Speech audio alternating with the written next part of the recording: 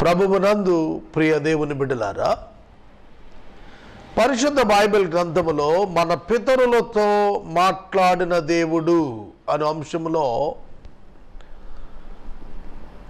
ఆదాముతో, అబ్రహాముతో, ఇస్సాకుతో దేవుడు మాట్లాడిన విధానాలు చూచాం. నేడు మరొక పితరుడుగా ఇశ్రాయేలు జాతికి యాకోబు ఉన్నారు. ఆయన అనుభవాన దేవుడు ఆయనతో మాట్లాడినవి మనము ధ్యానం చేసుకుందాం. దేవుడైన యెహోవా అబ్రహామును ఎన్నిక చేసుకొని మెసొపొతేమియా ప్రాంతము బబులోను సామ్రాజ్యము క్రిందకు వస్తున్నది. ఆ ప్రాంతములోని కల్దీయుల ఊరు అను పట్టణములో నుండి అబ్రహామును పిలిచాడు. అబ్రహాము విగ్రహారాధన కుటుంబానికి చెందినవాడు. అబ్రహాము తన తండ్రి ఇంటిని విడిచి వచ్చాడు.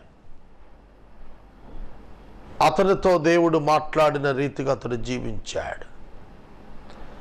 అతని కుమారుడు ఇస్సాకుతో దేవుడు మాట్లాడాడు.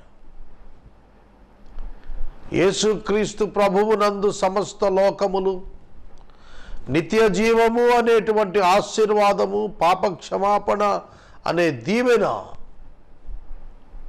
అనుగ్రహించబడతాయని చెప్పారు. ఇస్సాకునకు కుమారుడును యేసుక్రీస్తు యొక్క వంశావళులలో మూలపితరుడును అయిన యాకోబుతో దేవుడు మాట్లాడాడు. దేవుడు ఎప్పుడు, ఎక్కడ, ఎలా, ఎవరితో, ఎందుకు మాట్లాడుతాడు అనేది మానవ ఊహకు అందెడిది కాదు. అబ్రహాము ఊహించిన సమయములో దేవుడు మాట్లాడారు, పిలిచారు. ఇస్సాకు కరువు కాలములో ఉన్నప్పుడు దేవుడు మాట్లాడారు. యాకోబు ప్రయాణములో ఉన్నప్పుడు దేవుడు ప్రత్యక్షమై మాట్లాడారు. విచిత్రం, దేవుడు ఎక్కడైనా మాట్లాడగలడు. గుడారపు వాకిట కూర్చున్న అబ్రహాముకు కనపడి మాట్లాడాడు. యాకోబు ప్రయాణము చేస్తున్నప్పుడు యాకోబుతో ఆ రాత్రి నిద్రలో మాట్లాడారు. మోషే గొర్రెలను కాస్తున్నప్పుడు హోరేబు పర్వతం దగ్గర దేవుడు మాట్లాడాడు.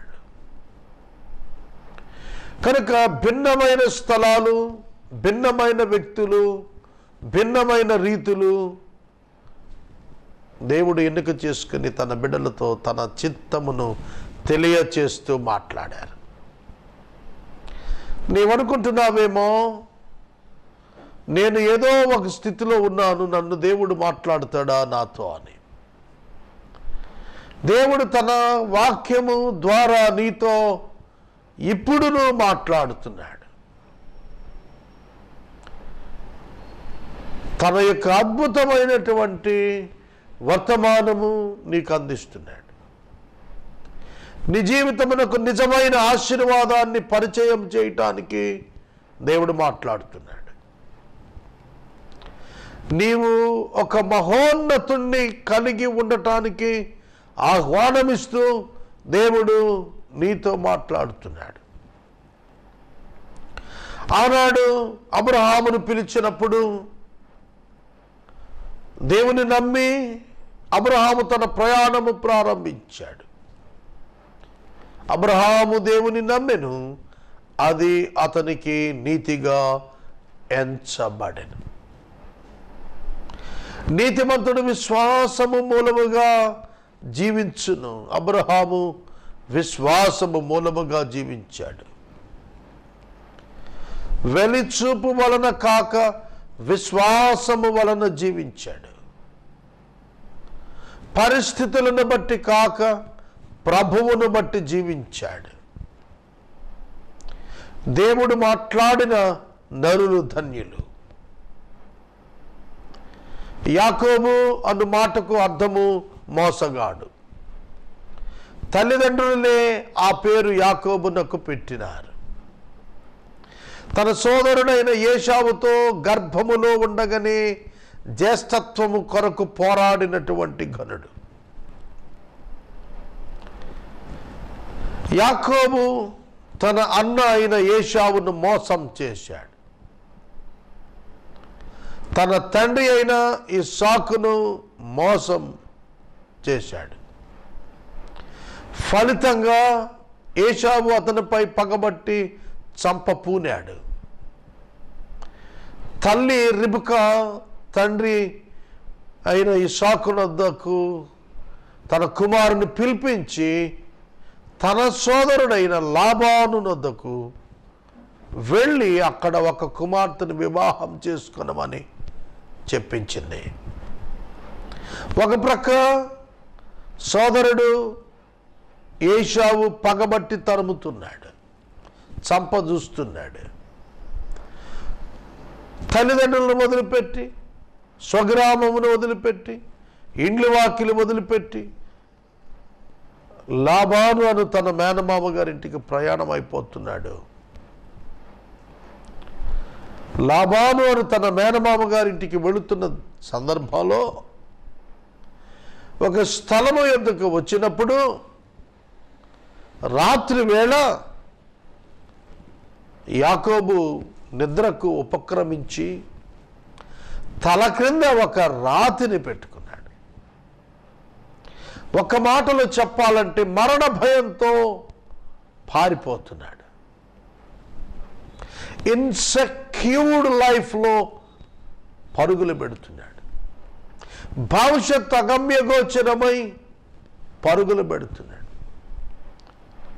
మరొక దేశమునకు, మరొక ప్రాంతమునకు, మరొక భాష కలిగిన చోటకు వెళ్ళాల్సి వచ్చింది. The life is very beautiful. జీవితం చాలా అందమైంది. భిన్న వ్యక్తులు, భిన్న స్థలాలు, భిన్న సంస్కృతులు, మార్వలెస్. ఒక వ్యక్తికి దేవుడు పరిచయం చేయటానికి ఇష్టపడతాడు. అబ్రహాము కల్దీయుల దేశంలో కల్దీయుల భాష మాట్లాడేవాడు. హెబ్రీ స్థలములోనికి తీసుకుని వచ్చాడు అబ్రహాముని. ఐగుప్తుకు తీసుకెళ్ళాడు, ఈజిప్షియన్ లాంగ్వేజ్ విన్నాడు. ఖానానుకు తీసుకొచ్చాడు, కనానీయుల భాష విన్నాడు. సోదరుడా, సోదరి, దేవుడు తన బిడ్డలను భిన్న పరిస్థితుల గుండా తాను మాట్లాడుతూ నడిపిస్తున్నాడు. That is the greatness of God. నీ జీవితంలో కూడా నీ నడకను, నీ అనుభవాలను దేవుడు తన వాక్యము చేత రెగ్యులేట్ చేసి నడిపించగల సమర్థుడై ఉన్నాడు. ఈ సత్యాన్ని నువ్వు నేర్చుకోవాలి. దేవుడు అబ్రహామును నడిపించినట్లు, ఇస్సాకును నడిపించినట్లు, యాకోబును నడిపించినట్లు, యాకోబుతో మాట్లాడినట్లు నీతో మాట్లాడుతాడు, నిన్ను నడిపిస్తాడు. కనుక రాతిని తలగడగ చేసుకొని నిద్రకు ఉపక్రమించిన యాకోబునకు ఆ రాత్రి దర్శనము వచ్చినది, ఒక కల వచ్చినది. ఆదికాండము గ్రంథము 28వ అధ్యాయము 10వ వచనము. బెర్షెబా నుండి బయలుదేరి హారాను వైపు వెళుతున్నాడు. ఒక రాత్రి వేళ ప్రొద్దుగింకినందున రాత్రి నిలిచిపోయాడు ఒక చోట. ఆ చోటిలోని రాళ్లలో ఒక రాతిని తీసుకుని తన తలగడగ చేసుకున్నాడు, పండుకున్నాడు, కలగన్నాడు. అందులో ఒక నిచ్చెన భూమి మీద నిలబడి ఉండెను. అబ్రహాము యొక్క దేవుడు, ఇస్సాకు యొక్క దేవుడైన యెహోవా తన భక్తుడు, తన సేవకుడైనటువంటి, తన యొక్క ఏర్పాటులోని వ్యక్తి అయినటువంటి యాకోబుతో ఇంటరాక్ట్ అవటం ప్రారంభిస్తున్నాడు రాత్రి వేళ. అప్పటికే యాకోబుకు 40 సంవత్సరాలు వచ్చాయి. 40 years, 40 ఏండ్ల వాడు. ఆ రాత్రి దర్శనములో ఒక నిచ్చెన కనబడుతుంది. known to unknown in communication. ఒక సందేశము చెప్పుటకు మనము తెలిసిన దాని నుండి తెలియని దానిని పరిచయం చేయగలుగుతాం. ఒక విషయమును చెప్పాలంటే తెలిసిన దానితో పోలిక చేసి చెబుతాం. అట్లాగే నిచ్చెన కనబడుతుంది, నిచ్చెన తెలుసు. నిచ్చెన అంటే ఎక్కటానికి ఉపయోగపడుతుంది, పైకి తీసుకుని వెళ్తుంది అని అర్థం. ఆ నిచ్చెన పైన యెహోవా నిలిచెను. దేవుని నామానికి స్తోత్రము కలుగును గాక. ఆ నిచ్చెన పైన యెహోవా నిలిచెను, మరియు యెహోవా దానికి పైగా నిలిచి మాట్లాడుట ప్రారంభించెను. నిచ్చెన ఉన్నది, నిచ్చెన పైన యెహోవా కనబడెను. యెహోవా కనబడెను. యెహోవా మాట్లాడుతూ, నీ తండ్రి అయిన అబ్రహాము దేవుడను నేను, ఇస్సాకు దేవుడైన యెహోవాను నీవు పండుకొనిన ఈ భూమిని నీకును నీ సంతానమునకు ఇచ్చెదను. నీ సంతానము భూమి మీద లెక్కగా ఇసుక రేణువుల వలె అగును. నీవు పడమటి తట్టు, తూర్పు తట్టు, ఉత్తర తట్టు, దక్షిణ తట్టు వ్యాపిస్తావు. భూమి యొక్క వంశాలన్నీ నీ మూలముగా, నీ సంతానము మూలముగా ఆశీర్వదించబడును. ఇదిగో నేను నీకు తోడయ్యుండి నీవు వెళ్ళు స్థలములన్నింటినూ నేను నీకు తోడుగా ఉండి మరలా నిన్ను నేను తీసుకుని ఈ దేశముకు మరలా రప్పించెదను. నేను నీతో చెప్పేది నెరవేర్చు వరకు నిన్ను విడువను అని చెప్పగా కనపడ్డాడు, కలలో కనపడ్డాడు, చెబుతున్నాడు, నిన్ను విడువను, నిన్ను విడువను. సోదరుడా, సోదరి, మీకు విషయం తెలుసా? యాకోబును విడువనని చెప్పిన దేవుడు మరలా వెనకకు తిరిగి నిన్ను తీసుకొని వస్తాను, నిన్ను విడువనని చెప్పిన దేవుడు 28వ అధ్యాయం 15వ వచనంలో ఇలా మాట్లాడిన ఈ దేవుడే 22 సంవత్సరాల తరువాత అతడు మరల తిరిగి వెనక్కి వస్తున్నప్పుడు ఎబ్బోకు రేవులో మరణ భయముతో ఉన్నప్పుడు మరలా ప్రత్యక్షమయ్యాడు. ఆదికాండం 32వ అధ్యాయంలో ఆయన తన సేవకుడైనటువంటి యాకోబుతో 23వ వచనం 24వ వచనం నుండి ఆయన మాట్లాడినట్టుగా కనబడుతుంది. ఇక్కడ మనం గమనించినప్పుడు ఈ కలలో దేవుడు మాట్లాడుతున్న మాట అతని భాషలో అతడు గ్రహించేట్లు స్పష్టమైన సందేశం. God always gives you clear cut message. No confusion. No confusion. ఏ విధమైనటువంటి కన్ఫ్యూజన్ లేకుండా, తికమక స్థితి లేకుండా స్వచ్ఛముగా దేవుడు మాట్లాడతాడు. పితరులతో మాట్లాడిన దేవుడు తనను గురించి ఇంట్రడ్యూస్ చేసుకున్నప్పుడు నీ తండ్రి అయిన ఇస్సాకు దేవుడను, అబ్రహాము దేవుడను, యెహోవాను నేను నీతో మాట్లాడుతున్నాను. నేను చెప్పినది నెరవేరే వరకు నిన్ను నేను విడువను. I will be with you. I can't leave you. What a great god we are having. ఎటువంటి దేవుణ్ణండి మనం కలిగి ఉన్నది, ఎటువంటి మహోన్నతుడండి మనం కలిగి ఉన్నది. ఆలోచించమని నేను మనవి చేస్తున్నాను. ఆ విధముగా దేవుడు యాకోబుతో మాట్లాడి తన చిత్తాన్ని బయలుపరిచాడు. Single concept in the lives of his people, presenting God through them to the world to bless them. యేసుక్రీస్తు ప్రభువు ద్వారా లోకాన్ని దీవించటానికి దేవుడు తాను మాట్లాడుతున్న వ్యక్తులకు వారి జీవితాలను ఏర్పరచుకున్నట్లు అర్థమయ్యేటట్లు దేవుడు వారితో మాట్లాడుతున్నాడు. మీకు దేవుడు మాట్లాడుతున్నాడని అర్థమవుతుందా? వాక్యము నీతో వ్యక్తిగతముగా మాట్లాడుతుంది. నీవు దేవుని యొక్క కుమారుడైన క్రీస్తు యేసునందు గ్రంథమునందలి వాగ్దానములన్నీ నీకు నెరవేర్పునకు ఆమెన్ అన్నట్టుగా ఉన్నవి, అవును అన్నట్టుగా ఉన్నవని నీవు గుర్తించినప్పుడు నీ జీవిత విధానమే మారిపోతుంది. You can't have fright to anyone. నువ్వెవడికి భయపడవు. You can't think of your future and you can't fear for the future. నీ భవిష్యత్తును కొరకు భయపడవు, నీ భవిష్యత్తును గురించి చింతించవు. Hope in Christ. క్రీస్తునందలి నిరీక్షణతో ముందుకు సాగిపోతావు. లోకానికి అర్థం కాదు ఈ అనుభవం, ప్రభువును కలిగిన వానికే అర్థమయ్యేటువంటి గొప్ప అనుభవం నీవు కలిగి ఉండాలి. దేవుడు యెబోకు రేవులో యాకోబుతో మాట్లాడుతున్నప్పుడు ఒక మిరకలస్ స్టేట్మెంట్ ఇచ్చాడు.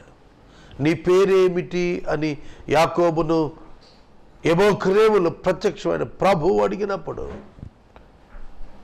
నేను యాకోబుని ప్రభువా, నేను మోసగాడిని చెప్పాడు. ఇదే ప్రశ్న ఇతని కన్న తండ్రి 21 సంవత్సరాల క్రితం అడిగాడు, నీ పేరేమిటి నాయనా అంటే, నీ జ్యేష్ఠ కుమారుడును అయిన ఏశావునని అబద్ధం చెప్పాడు. నువ్వు ఎక్కడ పడిపోయావో దానినే దేవుడు ప్రశ్నిస్తున్నాడు. నీ పేరేమిటని తండ్రి అడిగితే ఏశావని, దేవుడు అడిగితే యాకోబుని ఎట్లా చెబుతావు? ఒకప్పుడు ఏశావు అయ్యి ఇప్పుడు యాకోబు ఎట్లవుతావు? కాబట్టి వాక్యాన్ని మనం చూస్తున్నప్పుడు దేవుడు అతని పాపమును అతనికి జ్ఞాపకం చేస్తున్నాడు. దానిని ఒప్పుకొని విడిచిపెట్టుటకు కృప చూపిస్తున్నాడు. అందుకే ఆ వచనంలో మనం చూస్తుంటే, నీ పేరు యాకోబు కాదు, ఇశ్రాయేలు.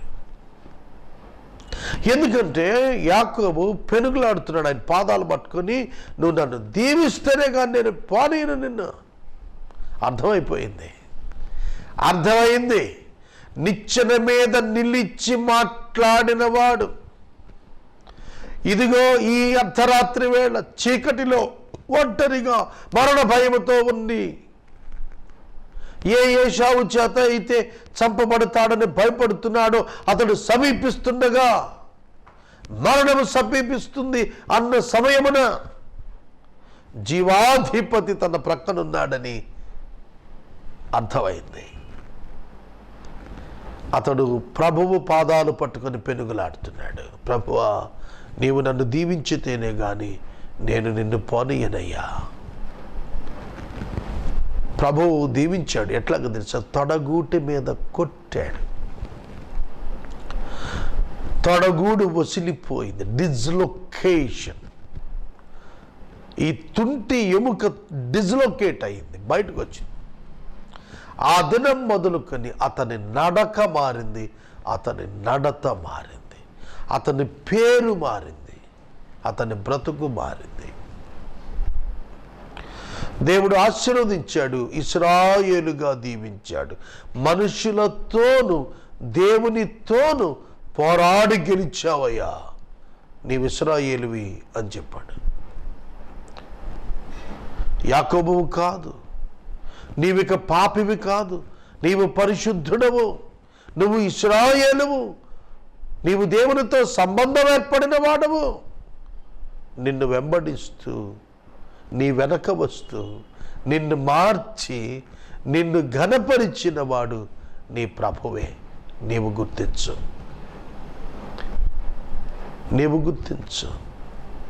యాకోబుతో దేవుడు మాట్లాడుతున్నప్పుడు యాకోబు దేవుడిని ఒక మాట అడిగాడు, నీ పేరేమిటయ్యా?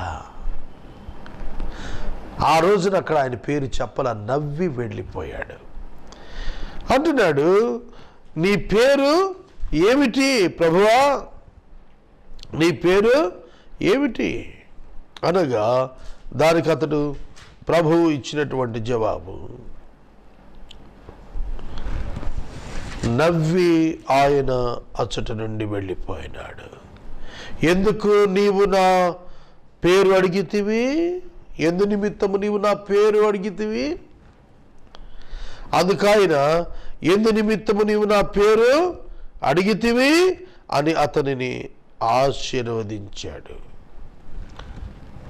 ప్రభువు అతనిని దీవించి వెళ్ళాడు. దేవుడు మాట్లాడుతున్నది కారణం ఒకటే, God wants to bless you. That is the only reason. That is the only reason. అదొక్కటే కారణం. దేవుడు నిన్ను దీవించాలనుకున్నాడు. అదే మాట్లాడుతున్నాడు. He wants to make you as the blessing to the whole world. మనము ఇంతవరకు దైవజనులు డాక్టర్ బిషప్ కారుపాటి శ్యామ్సాగర్ గారి ద్వారా గాడ్ ఆఫ్ ద బైబుల్ అనే అంశాన్ని గురించి ధ్యానం చేసుకున్నాం. ఈ కార్యక్రమం ద్వారా మీరు పొందుకునిచున్న ఆత్మీయ మేలులు ఒక SMS ద్వారా మాకు తెలియచేయండి. మీ ప్రార్థనా మనవులు మాకు తెలియచేస్తే ఏసే పరిష్కారం కార్యాలయంలో ఏర్పాటు చేసిన ప్రత్యేక ప్రార్థనా శిబిరంలో మీ కొరకు ప్రార్థిస్తాం. మీ కుటుంబ పక్షముగా ఒక ఎపిసోడ్కు ఆర్థిక సహకారము అందించాలి అనుకునేవారు స్క్రీన్పై డిస్ప్లే అవుతున్న మా అకౌంట్ నెంబర్కి పంపించండి. పరిచర్య సాక్ష్యము ఇచ్చి దైవజనులు డాక్టర్ బిషప్ కారుపాటి శ్యామ్సాగర్ గారు ప్రార్థన చేసి ఈ కార్యక్రమాన్ని ముగిస్తారు. ప్రభువునందు నాకు అత్యంత ప్రియమైన మిత్రులారా, స్నేహితులారా, మా పరిచర్య గుర్చిన మరొక సాక్ష్యం మీ ముందు ఉంచుతున్నా. ప్రపంచంలో ఆసియా దేశాలు 56. ప్రపంచంలో ఆసియా దేశములు 56. దీనిలో ఫిలిప్పీన్స్ ఒక్కటే క్రైస్తవ దేశం, మిగిలినవన్నీ అన్య దేశాలే. వివిధ మతాలు, వివిధ సంస్కృతులు. యేసే పరిష్కారం ద్వారా 5,000 ఎపిసోడ్స్ పూర్తి చేయటం ద్వారా ఆసియా ఖండములో ఉన్న 56 దేశాల్లో అత్యధికమైన మతపరమైన వాక్య సందేశాలు టీవీ ద్వారా ప్రసారం చేసిన ఘనత యేసే పరిష్కారం సాధించింది 2016లో.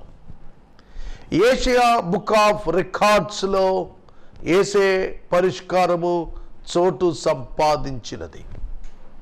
దేవునికి మహిమ, దేవునికి మహిమ. కనుక ఈ పరిచర్య 10,000 ఎపిసోడ్స్ 2020 నాటికి ప్రసారం చేయటానికి ముందుకెళ్తోంది. ఏ విధమైన విదేశీ సహాయం లేకుండా కొనసాగుతున్న ఈ పరిచర్యలో మీరు భాగస్థులు కావాలని ఆహ్వానిస్తున్నాము. ఏషియా బుక్ ఆఫ్ రికార్డ్స్ సాధించుటకు ఈ కార్యక్రమమును దేవుడు అద్భుతముగా నడిపించాడు. ఆయన నమ్మకత్వము, ఆయన మహోన్నత తత్వము దీనికి కారణం. మా పరిచర్యల యొక్క సాక్ష్యాలు రోజు కొద్ది నిమిషాలు మీతో పంచుకోవాలని మేము ఆశిస్తున్నాం. గత దినం ఇండియా బుక్ ఆఫ్ రికార్డ్స్లో సాధించిన స్థానము గురించి నేను తెలియజేశాను. ఏషియా బుక్ ఆఫ్ రికార్డ్స్లో యేసే పరిష్కారం సాధించినటువంటి రికార్డును మీ ముందు ఉంచుతూ ఉన్నాను. ఈ ప్రోగ్రాం పరిశుద్ధ బైబిల్ గ్రంథం వచన ధ్యానము 3వ పర్యాయము ACT movies Eluru, west Godavari, ఆంధ్రప్రదేశ్లో ఇప్పుడు ప్రసారం అవుతోంది. 16 సంవత్సరాల దీర్ఘ చరిత్రతో ఇది కొనసాగుతోంది. దీనితో పాటుగా అనేక ఇతర క్రిస్టియన్ ఛానల్స్లో వాక్య ఉపదేశము కొనసాగుతూ ఉన్నది. ఈ పరిచర్యలన్నింటికై మీరు ప్రార్థించండి.